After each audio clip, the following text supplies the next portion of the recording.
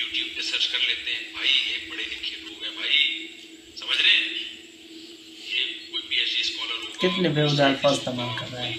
بہت بڑے بڑے اسکالر ہیں. استغفر اللہ استغفر اللہ لا حول ولا قوت الا باللہ العلی العظیم. اور نہ پڑھنا جانتے. ابے بھائی پھر کیوں فالو کر رہے ہو یار؟ خود بول رہے ہو کہ نہ لکھنا جانتے تھے اور نہ پڑھنا امی تھے. ما تخطه بیمینک، قرآن کہہ رہے ہیں محمد صلی اللہ علیہ وسلم جو قرآن پیش کر رہے ہیں ایک لفظ بھی ان کے دائیں ہاتھ نے کبھی نہیں لکھا، ایک لفظ نہیں لکھا. جیسے ہی آیت نازل ہوتی آپ کبھی زید ابن ثابت کو بلا رہے ہیں، کبھی کسی اور صحابی کو بلا رہے ہیں. دوستو یہ بتانے کا مقصد یہ ہے کہ اس نے بڑی گستاخی کی ہے حضور پاک کے شان میں اور صحابہ کرام کے شان میں، اور جو اہل بیت ازواج مطہرات انہوں کے شان میں بھی اس نے کوئی گستاخی کی ہے. ہمارے نبی نے اس کی کریکشن نہیں کی. آپ کو نہیں پتہ چلا. اب ٹی ایم کی وہ جو کراچی کا مفتی ہے اس کے لیے تحریک لبیک یا رسول اللہ کے پلیٹ فارم سے یہی پیغام ہے کہ آپ نے حضور، تمہارے مسلک کے لوگوں نے بھی کہا ہے کہ تم نے حضور کی شان میں گستاخی کیا، اس کے لیے پیغام ہے. آپ کے لیے ریکارڈنگ ہو رہی ہے، اس کے لیے پیغام ہے کہ تمہارے مسلک کے لوگوں نے کہا ہے کہ تم نے حضور کی گستاخی کی ہے، تو فوراً سے پہلے اپنا رجوع کرو.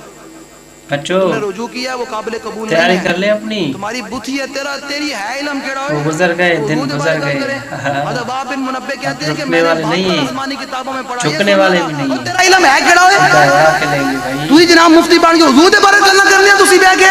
وہ زمانہ گیا گزر گیا جب تم کرتے تھے. اب لبیک والے تیار ہو گئے ہیں حضور کے غلام. اب ہم حضور کے بارے ایک جملہ بھی سننا برداشت نہیں کریں گے. بالکل تمہیں بات آئی ہے ہمارے بارے میں بات کرو، ہمیں گالیاں نکالو، ہمیں جو مرضی کہو، میں جو مرضی کہو لبیک والے بارے. سانو کوئی فلان اینڈ ڈنگ، سانو لکھ گالا کڈو، سانو کوئی پریشانی کوئی نہیں، لیکن حضور دے بارے گل کرو گے اسی بڑھ کے رکھ دیں گے. کوئی مننے یا نہ مننے لیکن گل مک گئی ہے. صدقہ شادی دی مچھ دا مرزائیاں دی منجی ٹھوک گئی ہے. پتہ ہے عقل سانو رب نے کتنی دیتی ساری مخلوق نو، آدم علیہ السلام تو لے کے قیامت تک. اعلیٰ حضرت بریلوی بھی لکھیا تجلی الیقین وچ، قاضی ایاز نے بھی شفا شریف وچ لکھیا. انہاں کیا اللہ نے ساری مخلوق نو پتہ ہے کتنی عقل دیتی. دنیا دے ریت جتنی ہے نا او دے وچ ایک ذرہ چاہو. فرمایا آدم علیہ السلام تو لے کے آخری جڑا انسان پیدا ہونا ہے نا اس ریت دے ذرے وچ سارے نو عقل ملنی.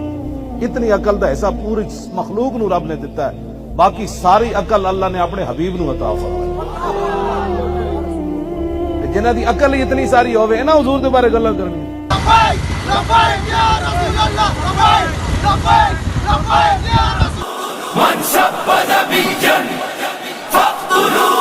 سن رسول اللہ نے کیا فرمایا.